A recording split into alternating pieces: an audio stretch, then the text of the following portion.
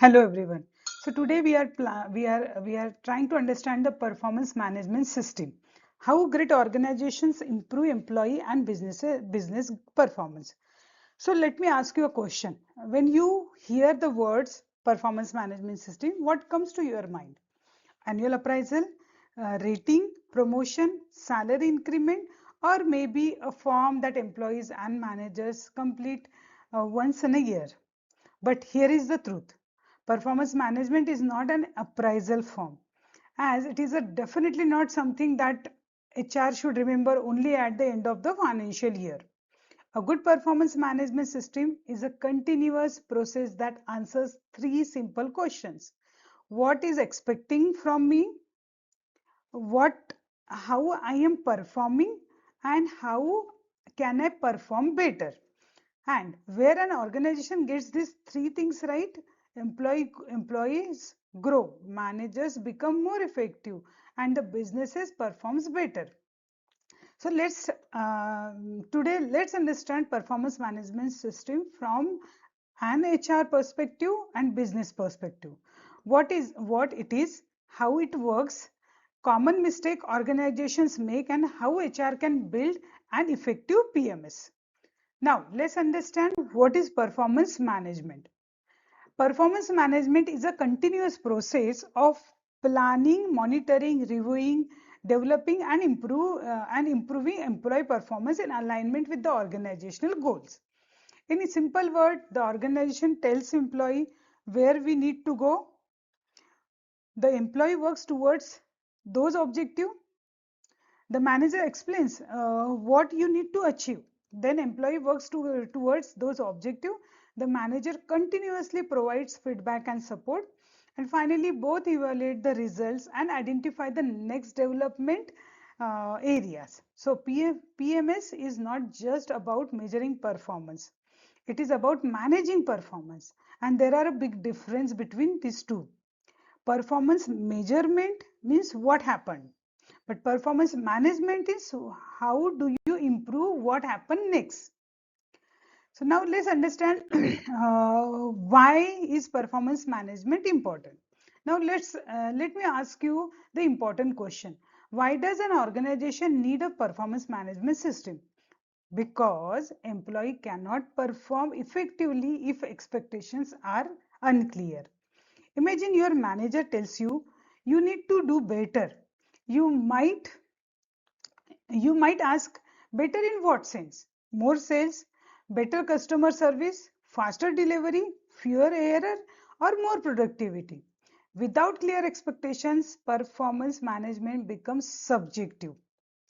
A good performance creates alignment between organizational goal, team goal, individual's goal, uh, uh, individual's goal. For example, suppose a company business goal is increase customer retention 15%. The customer service team's objective could be improve complaint resolving time and customer satisfaction. And an individual employee KPIs could be resolve 90% of assigned customers issue with the defined SLA.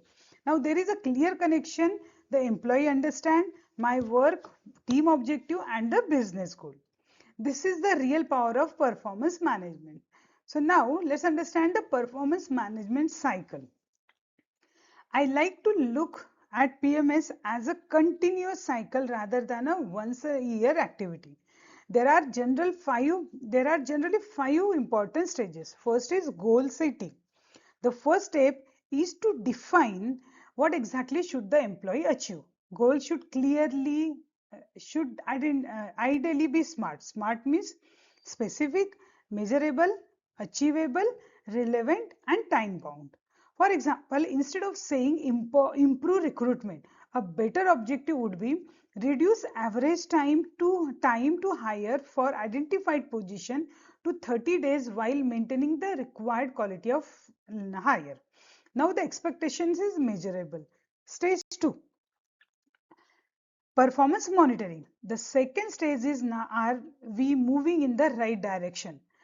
That is where KPIs, KRA, dashboards, reports, regular checkers in become important. And this is where organizations make a mistake. They wait until the annual appraisal to discover that the employee is not meeting expectation.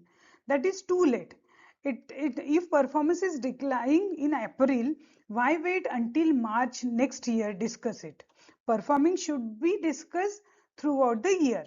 Third one is continuous feedback.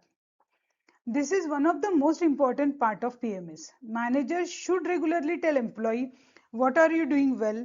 Where is the gap? What supports do you need? What should you do differently?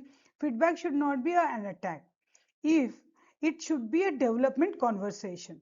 Instead of saying your performance is poor, a manager can say, I noticed that your turnaround time has increased over the last 2 months. Let's understand what is causing in the delay of identifying what support or process changes can help your improvement. That changes the entire conversation. Now the fourth one is performance review. Then comes the formal performance review.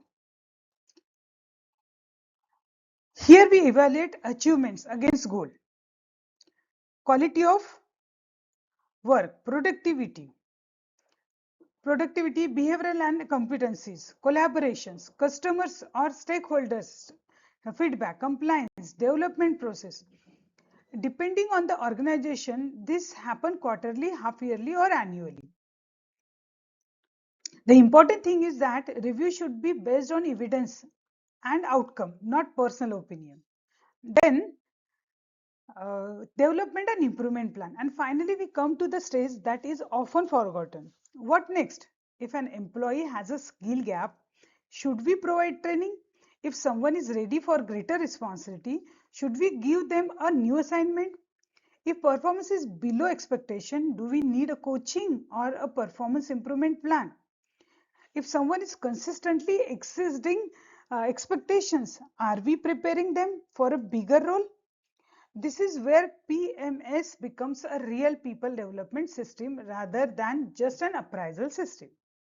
So KPIs versus KRA. Now let's understand two words that you will hear very frequently in the performance management, that is KRA and KPIs. KRA means uh, key results area. It describes the importance area in which an employee is expecting to contribute. For example, for an HR professional, talent acquisition could be a KRA. KPI means Key Performance Indicator. It tells us how we measure performance within that area.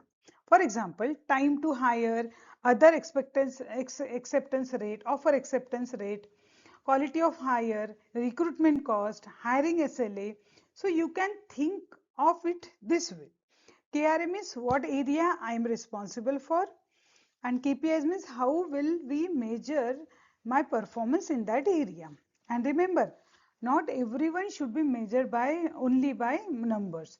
Some roles requires a combination of qualitative measures plus quantitative measures plus behavioral competencies. So now, what makes a good KPIs? A good KPI should be relevant, it should be actual matter to the role, measurable, we should be able to track it, controllable, the employee should have reasonable influence over the outcome, aligned, it should be connect with the team and business objective, and the most importantly, it should drive the right behavior. Because if you measure the wrong thing, employees may optimize the number instead of the actual business outcome. For example, if you measure a recruitment team only on the number of positions close, then they may focus on speed. But what about the quality of hire? Retention, candidate experience, hiring manager satisfaction, all these things are also important. So that is why KPI design requires careful thinking. Now let's talk about the last point, common mistake in performance management. Now let's understand mistake number one. PMS is treated as an HR activity. Performance belongs to the businesses and the manager, not only HR. He should design, facilitate, HR should design, facilitate, monitor and govern the system. but managers must own employee performance. Mistake number 2, goals are unclear. If employees don't know what success looks like, how can we fairly evaluate them? Mistake 3, feedback happens only once in a year. Employee need regular conversation. Mistake number 4, rating becomes the entire conversation. Sometimes managers spend more time arguing about whether someone deserves 3 or 4 than discussing what the employee actually achieved. The rating is an outcome of the conversation. It should not become the entire conversation. Mistake number 5, no development plan. If we identify a performance gap but don't provide coaching, training, mentoring or resources, we have not really managed performance. We have only identified a problem. Mistake number 6, personal bias. This is a very serious issue. Managers can unintentionally be influenced by recency bias, halo effect, horn effect, similarity bias, personal preferences. For example, if an employee performs extremely well in the last 2 months, the manager may forget the challenges or achievements from the previous 10 months.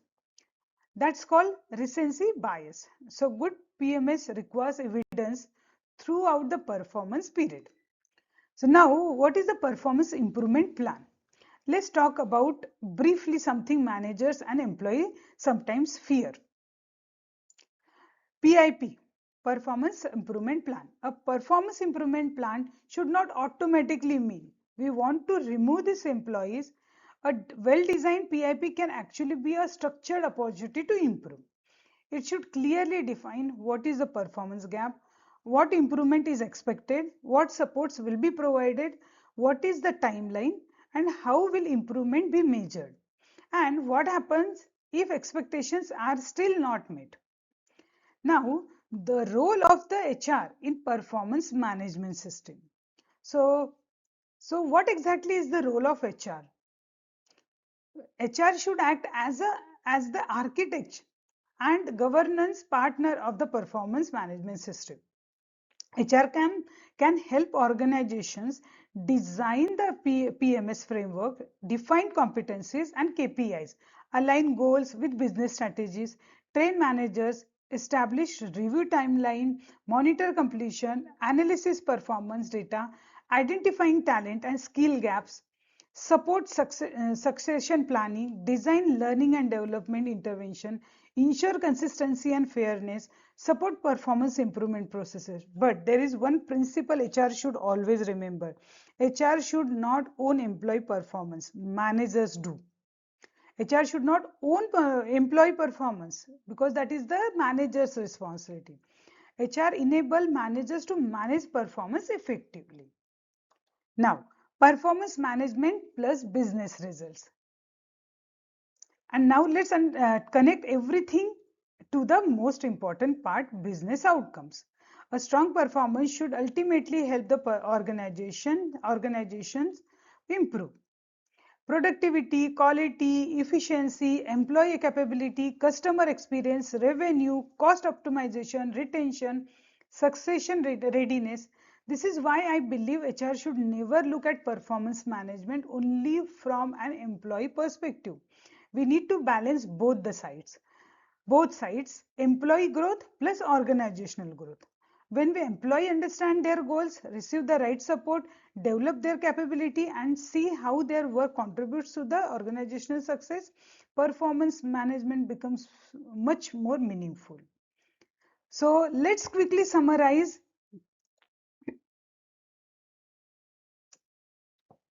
Performance management is not an annual appraisal. It is a continuous process of goal setting, monitoring, feedback, review and development and improvement. A successful PMS should answer 3 questions. What is expecting from me? How I am performing? How can I improve and contribute more? And for organizations, the ultimate question is how do we convert individuals' performance into business performance? And that is the real purpose of performance management. So this is about a entire complete cycle of performance management system. So if you really like this video, or if you have any doubts or any concerns or any questions about the performance management system, please do let me know. I will cover most common challenges and practical solutions in my next video. But please let me know if you have any concerns about or any questions about this performance management system, so we can cover those questions as well in the next video. Thank you so much for watching, and I will see you in the next one. Thank you.